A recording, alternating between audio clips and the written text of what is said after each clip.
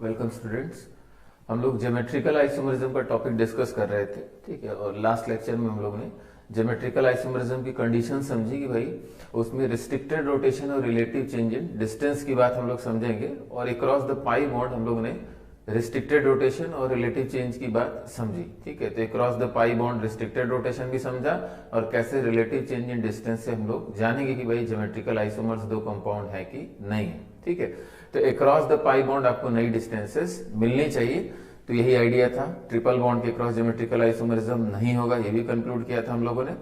और क्या कंक्लूजन था हम लोग को कि lone pair is treated as a group, lone pair को एक ग्रुप की तरह ट्रीट करेंगे, ठीक है। और वहां भी हाइब्रिडाइजेशन नाइट्रोजन वगैरह में sp2 होगा, तो वहां भी ज्योमेट्रिकल आइसोमरिज्म की पॉसिबिलिटी देखा था। तो आज हम लोग उसी को कंटिन्यू करते हैं।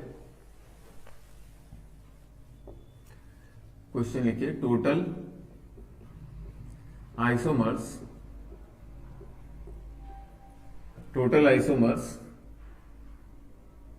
ठीक है, टोटल आइसोमर्स की जगह टोटल एल्कीन्स अभी, ठीक है। Total alkenes of molecular formula C4H8 C5H10 and C6H12, total alkenes की बात हो रही है, ठीक है। अब हम लोगों ने एक्स्ट्रा क्या पढ़ा, ऐसा क्वेश्चन तो पहले भी कर चुके हैं। एक्स्ट्रा क्या पढ़ लिया हम लोगों ने, ज्योमेट्रिकल आइसोमरिज्म पढ़ लिया, ठीक है। और ऑप्टिकल नहीं पढ़ा है, ऑप्टिकल की बात अभी करेंगे। तो या तो यहां लिख सकते हैं इंक्लूडिंग ऑप्टिकल आइसोमर्स, या लिख सकते हैं इंक्लूडिंग ज्योमेट्रिकल आइसोमर्स, कुछ भी लिखा जा सकता है। तो सपोज हम यहां लिख देते हैं इंक्लूडिंग ज्योमेट्रिकल आइसोमर्स,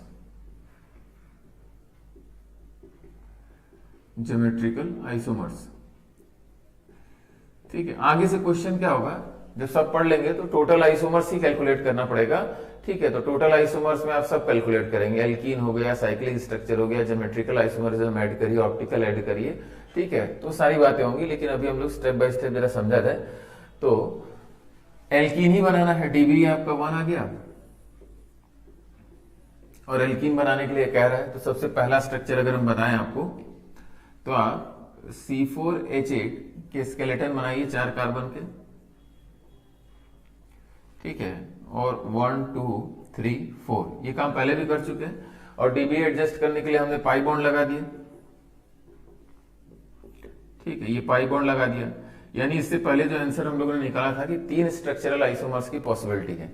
अगर हम इनको बनाए यहां, तो एक स्ट्रक्चर हमारा बन गया, एक ये पॉसिबिलिटी दिख रही है, ठीक है। और दूसरी पॉसिबिलिटी क्या दिख रही है, दूसरी पॉसिबिलिटी ये है, और तीसरी पॉसिबिलिटी है ये 3 पॉसिबिलिटी है। लेकिन अब हम लोग ने एक्स्ट्रा ज्योमेट्रिकल आइसोमरिज्म पढ़ा, तो यहां इस स्ट्रक्चर को ध्यान से देखिए, क्योंकि यहां दोनों ही अटैच ग्रुप क्या है, हाइड्रोजन है। कार्बन से दोनों अटैच ग्रुप क्या हो गए, सेम हो गए, दोनों हाइड्रोजन हो गए। तो यहां ज्योमेट्रिकल आइसोमरिज्म की पॉसिबिलिटी नहीं है। आप इसका स्ट्रक्चर बनाएंगे according to geometry sp2 hybridisation, तो जो स्ट्रक्चर बनेगा वो सिंगल स्ट्रक्चर बनेगा। यहाँ हाइड्रोजन को ऊपर नीचे करने, या इन ग्रुप्स को, यहाँ कार्बन से अटैच इथाइल और हाइड्रोजन को ऊपर नीचे करने से नया कंपाउंड नहीं बनने वाला, ठीक है। तो ये आपका सिंगल स्ट्रक्चर के रूप में काउंट होगा, या ये गिवन स्ट्रक्चर ज्योमेट्रिकल आइसोमरिज्म तो नहीं शो कर रहा है। यहां देखा जाए तो यहाँ इस कार्बन से क्या क्या अटैच है, एक हाइड्रोजन अटैच है, यहाँ भी हाइड्रोजन और CH3 तो अगर हम इसको समझें तो इसके बेसिकली 2 पॉसिबिलिटी है, ठीक है, जो हम लोग ने पिछले क्लास में बनाया भी था। H, यहाँ आपका CH3 हो गया, यहाँ आपका H हो गया, और दूसरी पॉसिबिलिटी कि भाई H ऊपर चला गया, CH3 नीचे, और यहाँ आपका H है और यहाँ क्या है, CH3 है। तो ऑब्वियस ही बात है, दोनों कंपाउंड सेम तो नहीं है, एक सिस है, दूसरा क्या है, ट्रांस है, दोनों सेम नहीं है, इनकी प्रॉपर्टीज क्या करेगी, डिफर करेगी। तो इसका मतलब कि भाई इसको तो आपने फर्स्ट कहा, लेकिन यहाँ क्या पॉसिबिलिटी है, सिस प्लस ट्रांस की पॉसिबिलिटी है। यहाँ 2 आइसोमर्स की पॉसिबिलिटी है, यानी 2 अलग अलग, ठीक है, स्टीरियो आइसोमर्स की पॉसिबिलिटी है, यानी इसको हम लोग आइसोमर पॉइंट ऑफ व्यू से 2 काउंट करेंगे। समझ में आ रही बात। यहां देखा जाए तो यहां आपने डबल बॉन्ड लगाया, तो यहां भी क्या दिक्कत है कि दोनों ही ग्रुप क्या है, सेम है। इनफैक्ट यहाँ इस कार्बन से भी दोनों ग्रुप सेम है, हाइड्रोजन हाइड्रोजन, और इस कार्बन से भी दोनों ग्रुप सेम दिख रहे हैं, CH3 CH3। तो यहाँ GI ज्योमेट्रिकल आइसोमरिज्म की पॉसिबिलिटी नहीं। तो यहाँ अगर स्ट्रक्चर्स की बात करें तो ये फर्स्ट स्ट्रक्चर हो गया, इसमें दो स्ट्रक्चर्स, दो आइसोमर्स बनाए, ये सेकेंड हो गया, ये आपका क्या हो गया, थर्ड हो गया, और ये क्या हो गया, फोर्थ हो गया। यानी अब जो हमारे टोटल आइसोमर्स हो गए वो कितने हो गए, 4 हो गए, इंक्लूडिंग द ज्योमेट्रिकल आइसोमर्स। बिल्कुल ये दोनों डिफरेंट होंगे, ठीक है।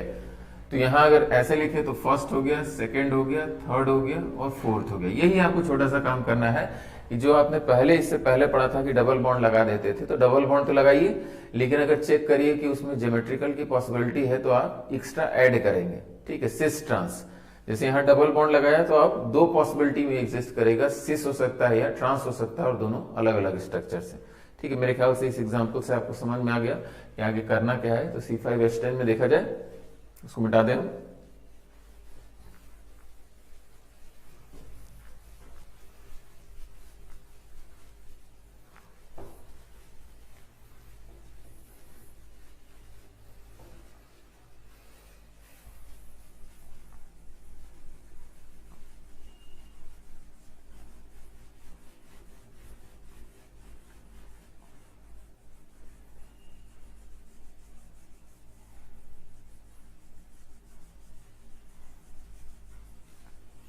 देखा जाए C5H10, इसका आंसर बेसिकली क्या हो गया, इसका आंसर अब 4 हो गया, ठीक है। अब देखा जाए यहां C5H10, तो C5H10 अगेन डीवी आपका 1 आया, तो आपके पास स्केलेटन बनाने की जो पॉसिबिलिटी है 5, ठीक है, इस टाइप से बना लिया। और एक और स्केलेटन आपका 1 2 3 4 5, लेकिन ये हमारे काम का नहीं है क्योंकि इसमें डबल बॉन्ड तो आ ही नहीं सकता, पहले भी ये बात हो चुकी है। अब इसमें डबल बॉन्ड लगाइए, डबल बॉन्ड आप यहां लगा सकते हैं, यहां लगा सकते हैं, ठीक है। यहां डबल बॉन्ड लगेगा, ये अनसिमेट्रिकल हो गया है तो हर जगह डबल बॉन्ड लगा लीजिए। अब खाली आपको चेक करना है कि किस पॉसिबिलिटी में सिस ट्रांस हो जाएगा या ज्योमेट्रिकल आइसोमरिज्म हो जाएंगे, तो एक्स्ट्रा ऐड कर दिया जाएगा उसमें। तो यहां देखा जाए, यहां डबल बॉन्ड लगाया, ज्योमेट्रिकल आइसोमरिज्म नहीं, यहाँ CH2 है। यहां डबल बॉन्ड लगाया, ज्योमेट्रिकल आइसोमरिज्म हाँ हो जाएगा, ठीक है। एक बार हम इस स्ट्रक्चर्स को, इन स्ट्रक्चर्स को एक बार फिर से बना के एक बार समझाएं, ठीक है, ताकि कोई कंफ्यूजन न रह जाए। इन स्ट्रक्चर्स को अगर हम अलग अलग बनाए तो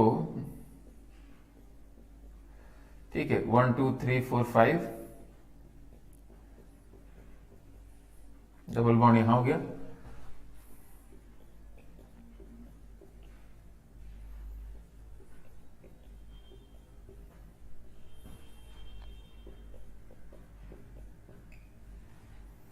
ठीक है, और डबल बॉन्ड यहां कर दिया, ठीक है। ये सभी पॉसिबिलिटी हमने बना दिया। अब आपको इंडिविजुअल स्ट्रक्चर्स में चेक कर लेना है कि क्या ज्योमेट्रिकल आइसोमरिज्म की पॉसिबिलिटी है। तो आप देखिए यहाँ ज्योमेट्रिकल आइसोमरिज्म की पॉसिबिलिटी नहीं है, कार्बन से अटैच दोनों ग्रुप क्या है, सेम है। यहाँ देखिए एक हाइड्रोजन आपको दिख रहा है, यहाँ भी एक हाइड्रोजन दिख रहा है, एक डिफरेंट ग्रुप दिख रहा है, और यहाँ भी एक हाइड्रोजन और एक क्या है, डिफरेंट ग्रुप है। कार्बन से अटैच दोनों ग्रुप क्या होना चाहिए, डिफरेंट होने चाहिए। तो बिल्कुल यहाँ ज्योमेट्रिकल आइसोमरिज्म की पॉसिबिलिटी हो जाएगी, ठीक है। तो ज्योमेट्रिकल आइसोमरिज्म की पॉसिबिलिटी हो गई तो 2 काउंट किया जाएगा, सिस प्लस ट्रांस, या आगे चल के कुछ और नाम भी देंगे, ठीक है। तो यहाँ मान लीजिए अभी सिस ट्रांस की बात करें तो सिस प्लस ट्रांस हो गया। यहाँ देखा जाए तो यहाँ भी यहाँ क्या है, CH2 है, यहाँ ज्योमेट्रिकल आइसोमरिज्म की पॉसिबिलिटी नहीं है। यहाँ देखा जाए, यहाँ डबल बॉन्ड आपने लगाया तो इस कार्बन से देखिए, इस कार्बन से यहाँ हाइड्रोजन और CH3, ये तो डिफरेंट है, लेकिन इस कार्बन से यहाँ CH3 और CH3 अटैच है, तो ये दोनों अगेन क्या हो गए, सेम हो गए। तो कार्बन से अटैच दोनों ग्रुप सेम हो गए, तो इसमें भी relative change in distance possible नहीं है, ज्योमेट्रिकल आइसोमरिज्म नहीं होगा। और यहाँ तो सीधे सीधे दिख ही रहा है कि यहाँ हाइड्रोजन और यहाँ भी क्या है, हाइड्रोजन, कार्बन से अटैच दोनों ग्रुप अगेन क्या हो चुके हैं, सेम हो चुके हैं, यहाँ भी ज्योमेट्रिकल आइसोमरिज्म की पॉसिबिलिटी नहीं है। तो इसका मतलब यहाँ नहीं है, यहाँ सिस प्लस ट्रांस हो जाएगा, यहाँ भी ज्योमेट्रिकल आइसोमरिज्म नहीं, यहाँ नहीं और यहाँ भी नहीं होगा, ठीक है। तो चीज आप समझ लीजिएगा, यहाँ बना के भी आप समझ सकते हैं उसको।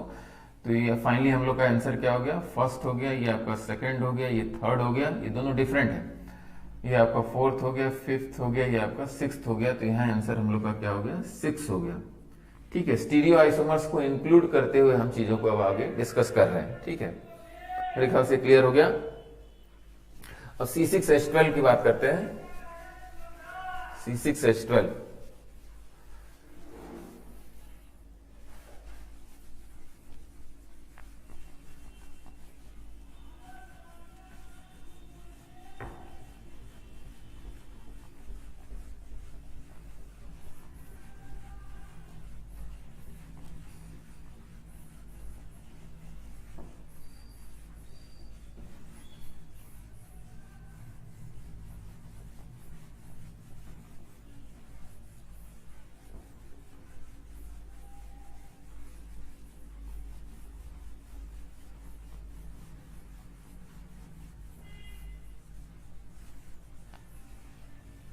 देखा जाए C6H12, तो फिर से वही बात, डीबी कैलकुलेट किया, डीबी आपका कितना आ गया 1 आ गया, तो डीबी 1 का मतलब पॉसिबिलिटी क्या है, एल्कीन या साइक्लिक स्ट्रक्चर, तो पहले ही मेंशन कर दिया एल्कीन की पॉसिबिलिटी। तो फिर से अब स्केलेटन पे ही समझ जाइएगा।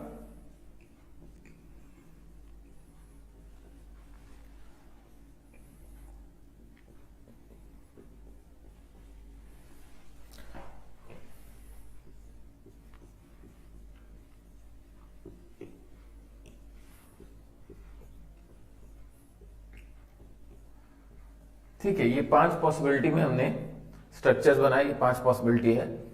अब यहाँ डबल बॉन्ड लगाया जाए, ठीक है, तो डबल बॉन्ड लगाया जाए। अब हम डायरेक्ट लिखेंगे, यहाँ आपका डबल बॉन्ड लगाया सिस प्लस ट्रांस हो जाएगा, यहाँ डबल बॉन्ड लगाया सिस प्लस ट्रांस हो जाएगा, ठीक है, कार्बन सेट है, दोनों ग्रुप डिफरेंट हो जाएंगे।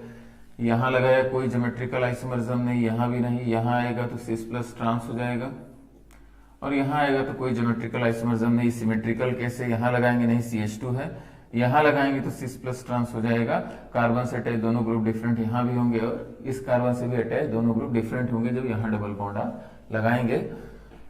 यहाँ डबल बॉन्ड एक ही पॉसिबिलिटी है, ठीक है, लेकिन यहाँ CH2 हो गया तो ज्योमेट्रिकल आइसोमरिज्म नहीं होगा, और यहाँ पाई बॉन्ड की पॉसिबिलिटी 2 है, यहाँ लग सकता है, यहाँ लग सकता है, और दोनों ही केस में ज्योमेट्रिकल आइसोमरिज्म नहीं होंगे। तो आपका आंसर कितना हो गया, 1 2 3 4 5 6 7 8 9 10 11 12 13 14 15 16, ठीक है, तो आंसर क्या हो गया आपका 16 हो गया।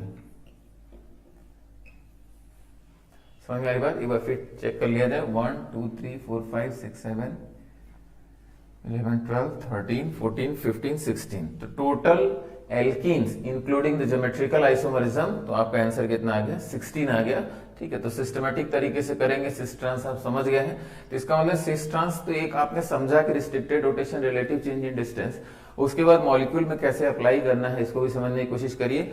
और यहाँ सिस ट्रांस आ गया, इसका मतलब स्ट्रक्चरल पॉइंट ऑफ व्यू से तो ये एक ही स्ट्रक्चर है, समझ में आ रही बात, लेकिन अब आइसोमर पॉइंट ऑफ व्यू से मतलब स्टीरियो आइसोमरिज्म भी इंक्लूड करेंगे तो ये 2 पॉसिबिलिटी में एग्जिस्ट करेगा, और वो क्या होगा सिस ट्रांस, ठीक है, वो दोनों ही डिफरेंट होंगे। तो हम लोग अब टोटल आइसोमर्स की बात कर रहे हैं, तो स्टीरियो को भी इंक्लूड कर रहे हैं।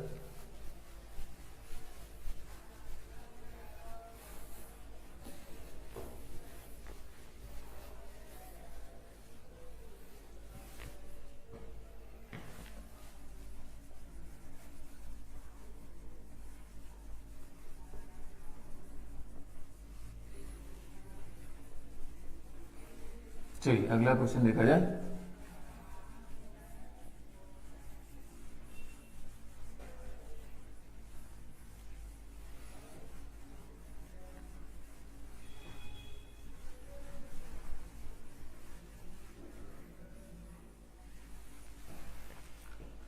लिखिए, टोटल आइसोमर्स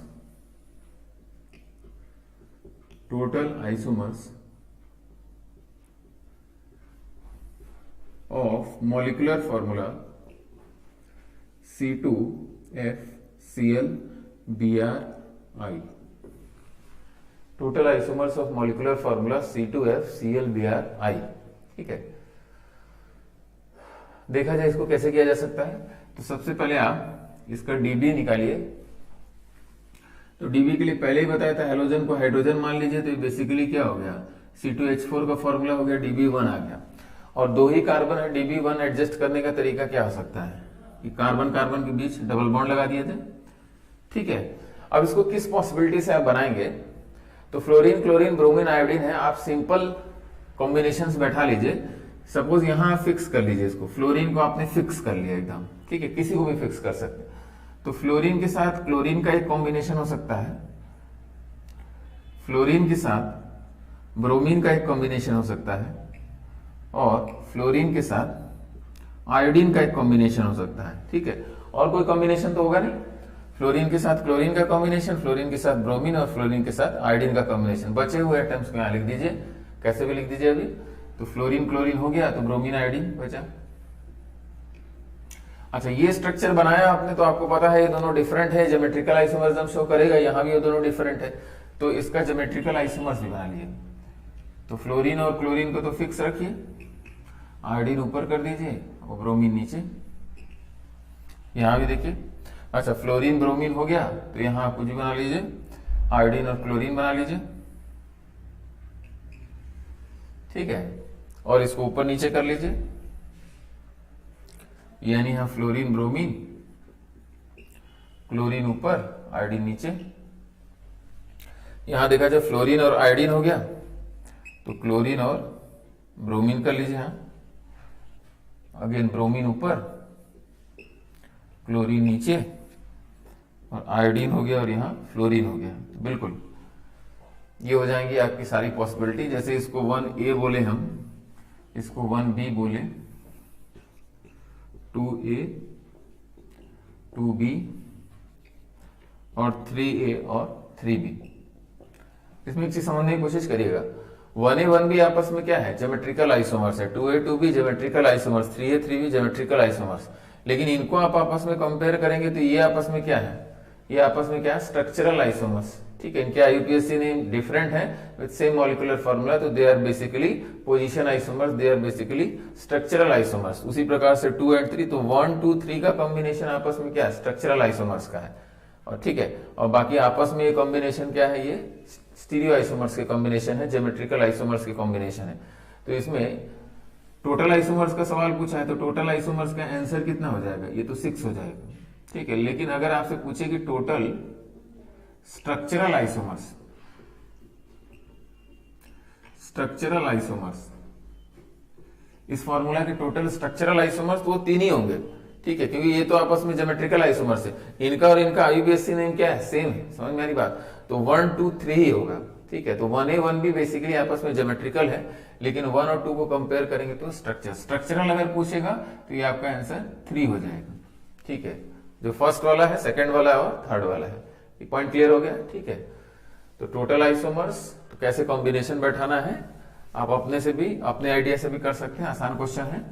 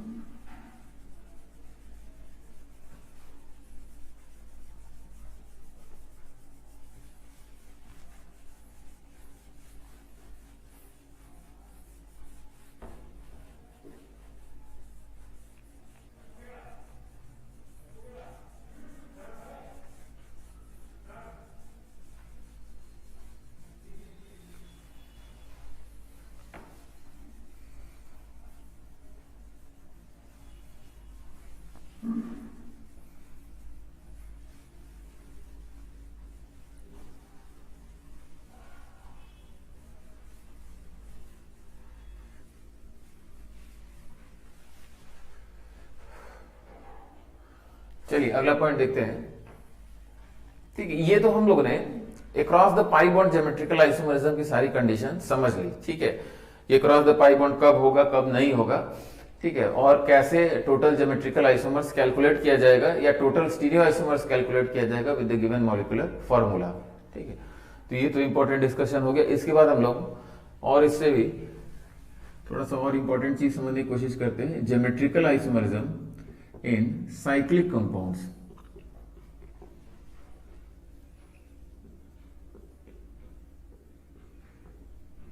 ज्योमेट्रिकल आइसोमरिज्म इन साइक्लिक कंपाउंड्स, ठीक है।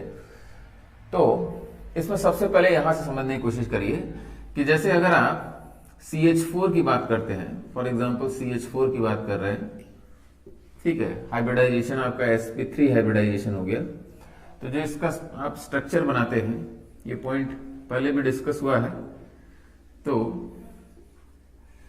आपको पता है कि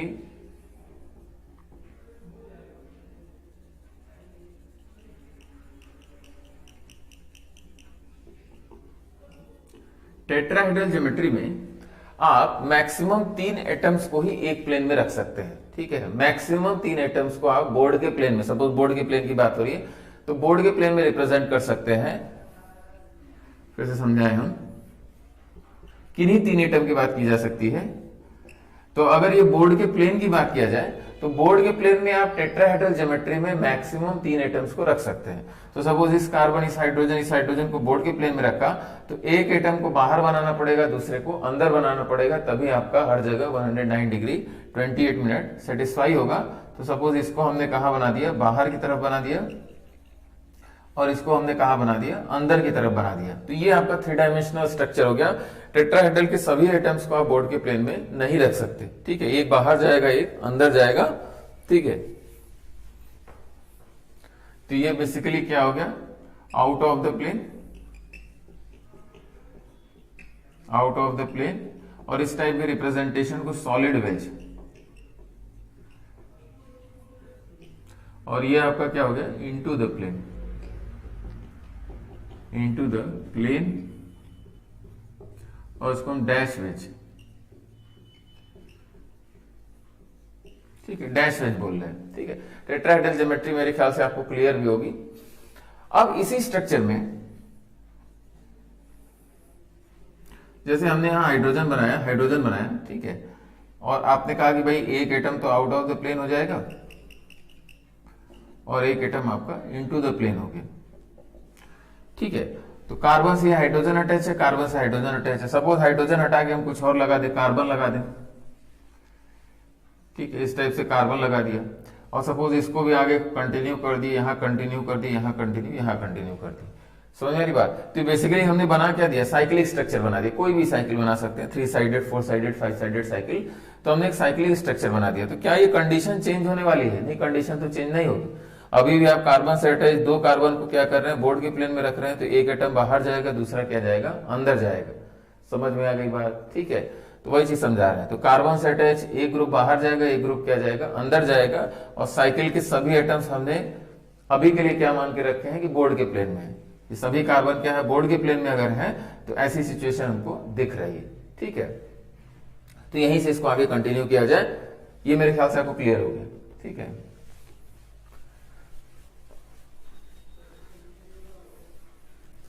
इस बात को हम लिख भी सकते हैं, maximum 3 atoms can be represented in one plane in a tetrahedral geometry.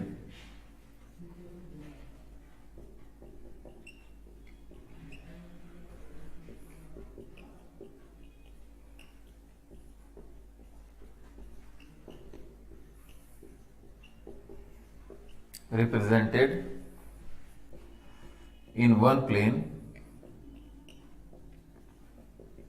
in a tetrahedral geometry.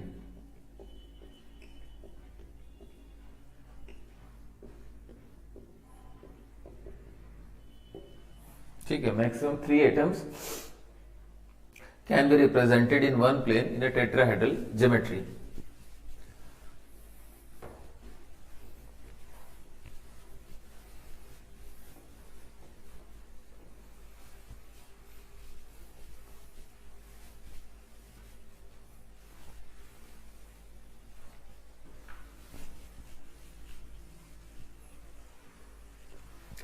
अब ठीक है, मॉलिक्यूल्स के अगर रिप्रेजेंटेशन की बात किया जाए तो सपोज हम यहां, ठीक है, CH3 की बात करें और हाइड्रोजन की बात करें, यहां भी CH3 की बात करें, हाइड्रोजन की बात करें, ठीक है। तो इसको किस किस तरीके से हम रिप्रेजेंट कर सकते हैं उसकी अगर बात की जाए, ठीक है, तो या तो हम इसको ऐसे भी बना सकते हैं अपनी सुविधा के लिए।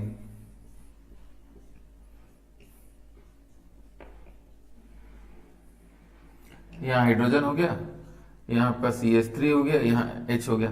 लेकिन हमको पता है यहाँ हाइब्रिडाइजेशन आपका क्या है, sp3 हाइब्रिडाइजेशन, और यहाँ भी कार्बन का हाइब्रिडाइजेशन क्या है, sp3 हाइब्रिडाइजेशन है, ठीक है। अब ध्यान समझिएगा।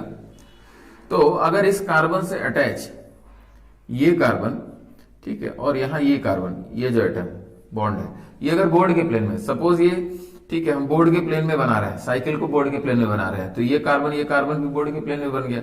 यहां भी ये कार्बन और ये कार्बन क्या हो जाएगा, यहाँ बोर्ड के प्लेन में हो जाएगा, ठीक है।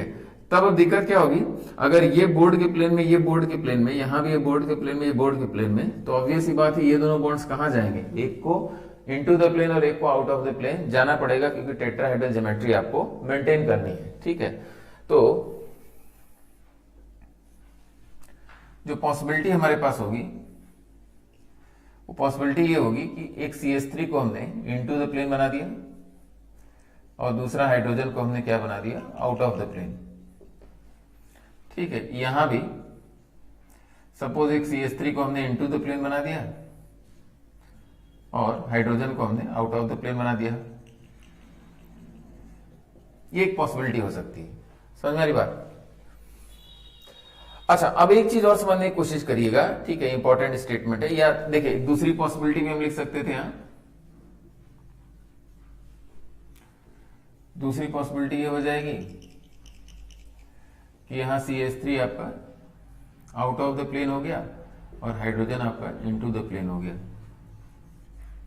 ठीक है, और इसको एज इट इज रहने दीजिए, इसको फिक्स कर दीजिए, CH3 हो गया और यहां हाइड्रोजन हो गया।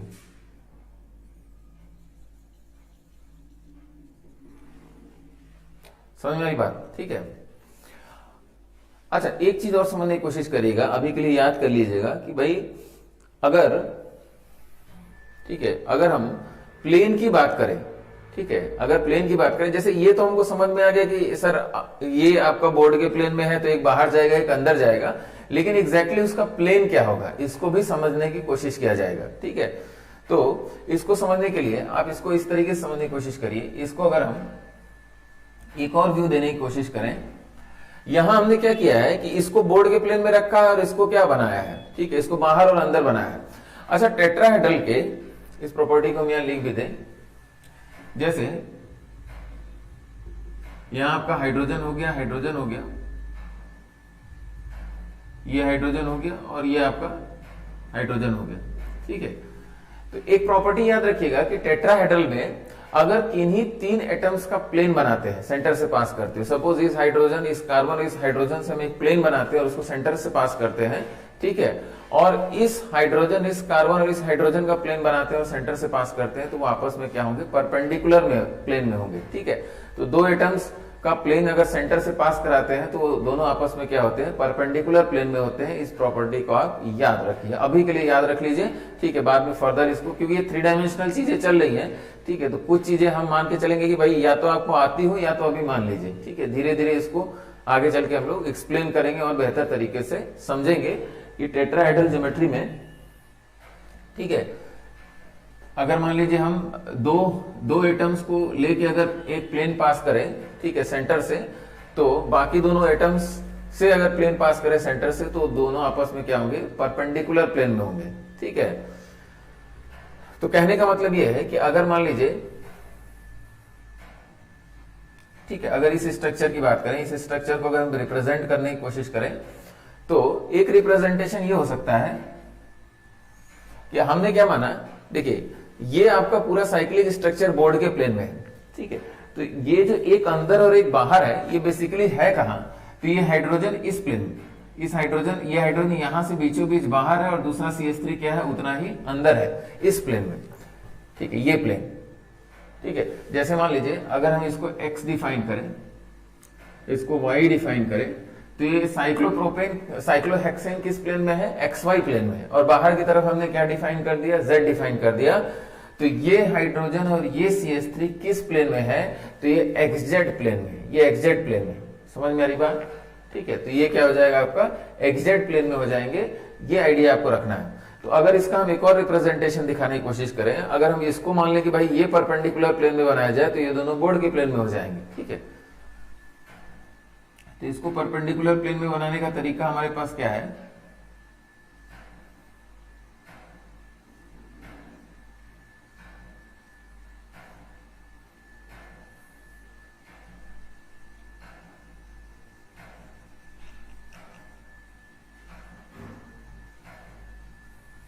ठीक है, और यहां अगर हम दिखाने की कोशिश करें, डॉटेड मतलब इनटू द प्लेन होगा और सॉलिड अगर बना रहे तो उसका मतलब आउट ऑफ द प्लेन होता है।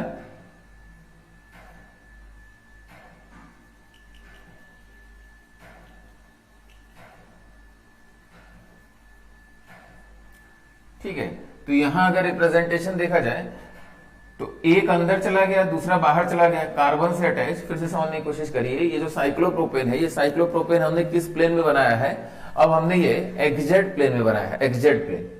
समझ में आ रही बात, ये पूरा ये साइक्लोप्रोपेन समझ लीजिए, ठीक है, प्लेनर स्ट्रक्चर, अभी मान के चल रहे हैं इसको हमने क्या बना दिया है, परपेंडिकुलर प्लेन में, या तो बोर्ड के प्लेन में सारे आइटम्स रिप्रेजेंट करने की कोशिश किया या तो उसके परपेंडिकुलर प्लेन में मान लिया।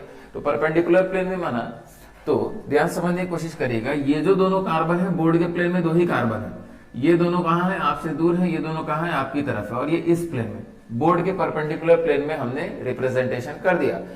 तो अगेन जब एक अंदर और एक बाहर रिप्रेजेंट हो गया तो बाकी स्ट्रक्चर्स कहां जाएंगे, बोर्ड के प्लेन में। तो ये आपका CH3 हो गया, यहां आपका क्या हो गया, H हो गया, यहां CH3 हो गया और यहां H हो गया। समझ में आई बात। और यहां देखा जाए तो यहां CH3 एक अंदर की तरफ, ये आपका CH3 हो गया, अंदर क्या अभी नीचे ऊपर की तरफ हो जाएगा, और यहां क्या हो गया, हाइड्रोजन हो गया। तो ये 2 रिप्रेजेंटेशन बेसिकली हो गया। अब आपको क्लियरली समझ में आ रहा होगा कि साइकिल के कारण रिस्ट्रिक्टेड रोटेशन तो था, रिलेटिव चेंज इन डिस्टेंस कहां हुआ, जैसे CH3 और CH3 की डिस्टेंस देखिए ये x है, और यहां CH3 की डिस्टेंस क्या हो जाएगी, y हो जाएगी, और x is not equals to y, और ये दोनों आपस में क्या हो जाएंगे, ज्योमेट्रिकल आइसोमर्स हो जाएंगे, फर्स्ट और ये क्या हो गया, सेकंड। ठीक है, तो first and second are geometrical isomers, क्योंकि 2 CH3 के बीच, या किसी को ले लीजिए, हाइड्रोजन और CH3 का डिस्टेंस ले लीजिए, या हाइड्रोजन का डिस्टेंस ले लीजिए, तो दोनों ही स्ट्रक्चर्स में क्या हो रहे हैं, चेंज हो रहे हैं। तो CH3 के मैक्सिमम डिस्टेंस, CH3 के मिनिमम डिस्टेंस, तो CH3 के रिस्पेक्ट में अगर बात किया जाए तो ये बेसिकली स्ट्रक्चर क्या हो गया, ये स्ट्रक्चर ट्रांस हो गया है, क्योंकि इनके बीच डिस्टेंस आपकी मैक्सिमम हो चुकी है, और ये स्ट्रक्चर क्या हो चुका है, सिस हो चुका है, क्योंकि इनके बीच डिस्टेंस क्या हो चुकी है, मिनिमम हो चुकी है। अगेन 3 डायमेंशनल स्ट्रक्चर्स डिस्कस कर रहे हैं।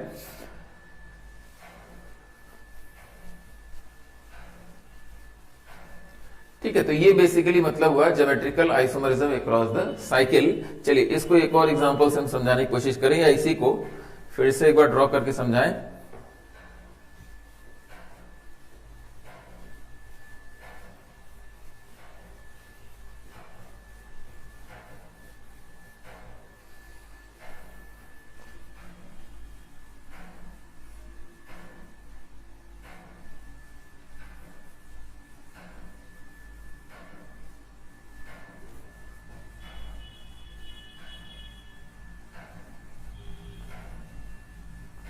अच्छा, कुछ आसान तरीकों से भी लोग समझाने की कोशिश करते हैं।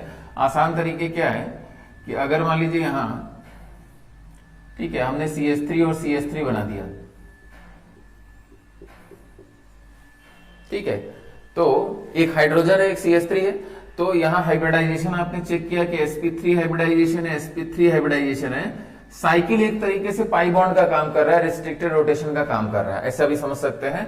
तो इसको अगर हमको रिप्रेजेंट करना हो तो एक तो हमने 3 डायमेंशनल स्ट्रक्चर बनाया, दूसरा मान सकते हैं कि भाई इसको हमने परपेंडिकुलर प्लेन में अगर मान लिया, ठीक है, तो हमारे पास 2 पॉसिबिलिटी हो जाएगी, CH3H, यहां CH3H, ठीक है, और इसको ऊपर नीचे कर दिया, एक जगह फिक्स रखा और उसको H को ऊपर कर दिया, CH3 को नीचे कर दिया, यहां आपका H रहेगा, यहां आपका CH3 रहेगा। तो ये डिस्टेंस आपकी बड़ी वाली, ये डिस्टेंस, ठीक है, ये डिस्टेंस बड़ी वाली, ये डिस्टेंस पास वाली, मतलब इससे से स्ट्रक्चर हो गया, ये रिलेटिवली क्या हो गया, ट्रांस स्ट्रक्चर हो गया।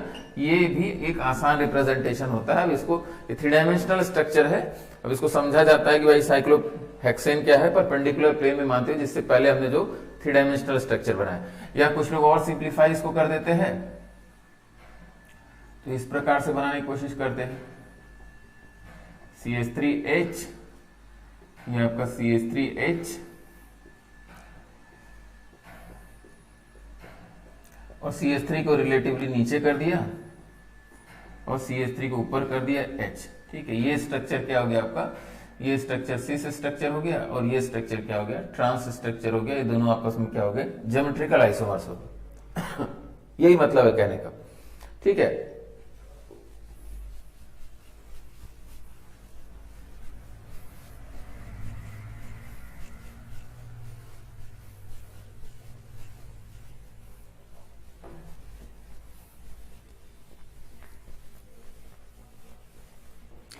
अच्छा एक बार और हम परपेंडिकुलर प्लेन वाली बात आपको समझाएं। परपेंडिकुलर प्लेन वाली बात क्या है, उसको समझने के लिए बेटर क्या है, एक अलग तरीके से इसको बनाया जाए। सपोज हमने यहाँ CH3 बना दिया, यहाँ H बना दिया, ठीक है, यहाँ भी CH3, यहाँ H, ठीक है। दो पॉसिबिलिटी में हम इसको बनाने जा रहे हैं। अगर 3 डायमेंशनल स्ट्रक्चर दिया जाए तो एक पॉसिबिलिटी ये हो सकती है कि भाई CH3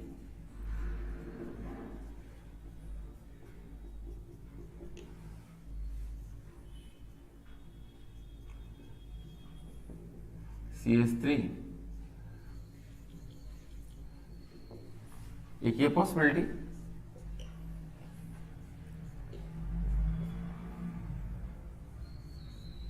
और दूसरी पॉसिबिलिटी यहां हमने हाइड्रोजन बना दिया, CH3 को आउट ऑफ द प्लेन बना दिया और इसको फिक्स रखा, CH3 out of the plane, और ये आपका H।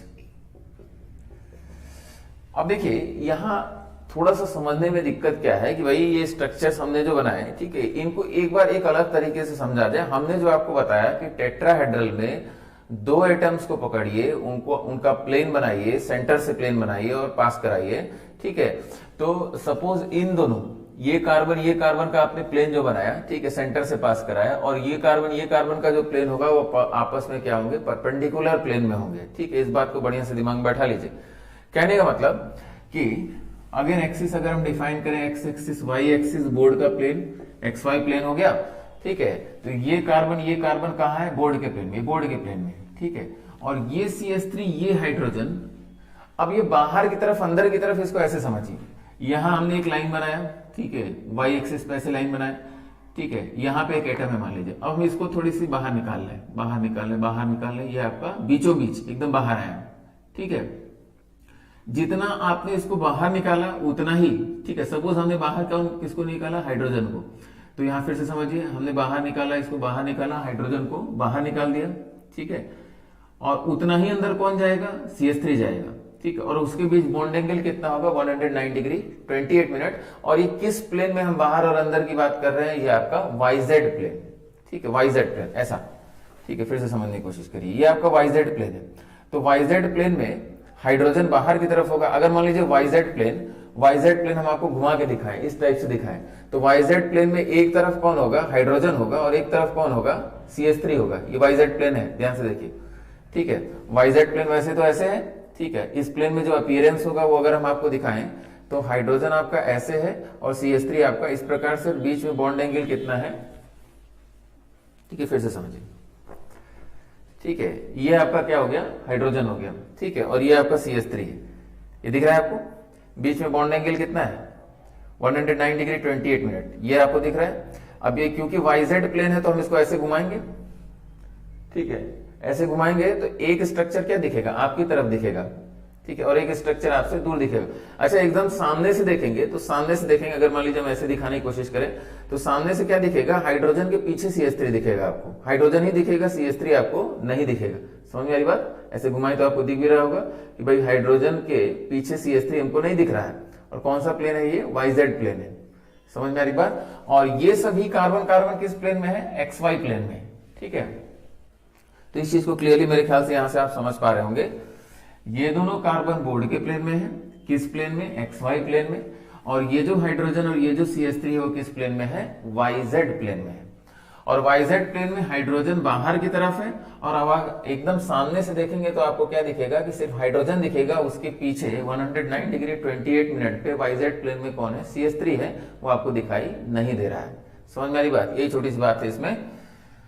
तो अगर इसको हम और शॉर्ट रिप्रेजेंटेशन देना चाहें तो हम किसी एक की बात करें तो रिलेटिवली दूसरे की बात हो जाएगी। सपोज हम CH3 की बात करना चाह रहे हैं तो CH3 की बात करेंगे तो हाइड्रोजन की पोजीशन ऑटोमेटिक आपको क्लियर हो जाएगी।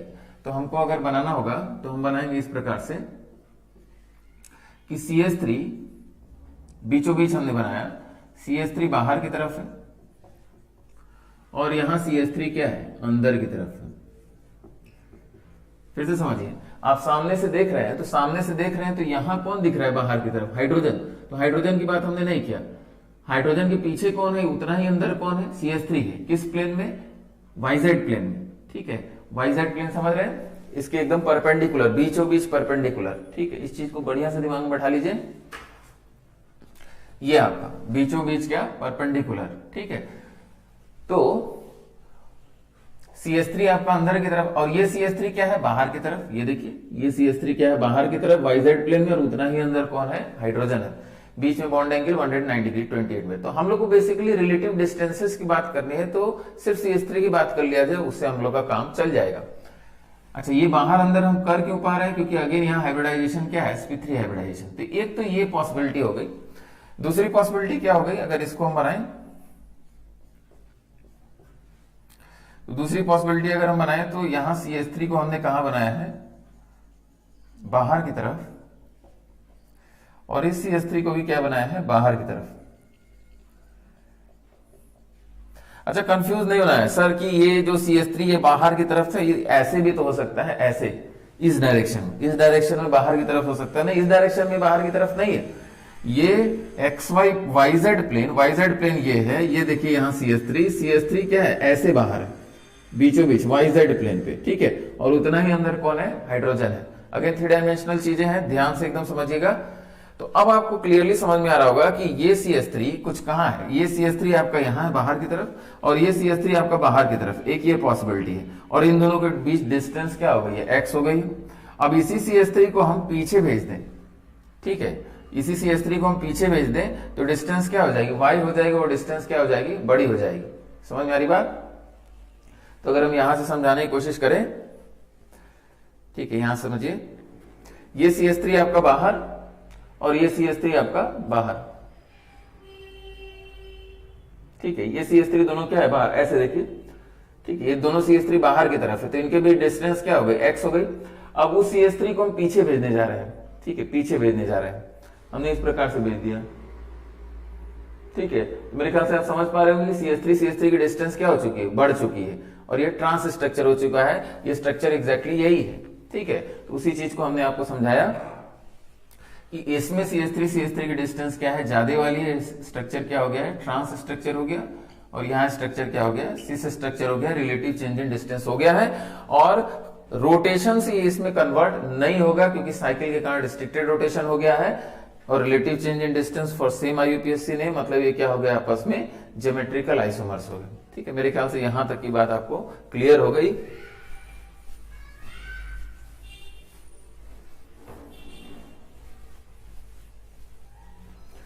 अच्छा, आगे चल के इसको और आसान तरीके से हम लोग समझेंगे कि और आसान अगर इसको किया जाए तो साइक्लोहेक्सेन को अगर हमने बोर्ड के प्लेन में माना, साइक्लोहेक्सेन को बोर्ड के प्लेन में माना, तो इस CH3 के पास दो पॉसिबिलिटी है, या तो ये CH3 बाहर जाएगा, या तो ये CH3 क्या है अंदर की जाएगा।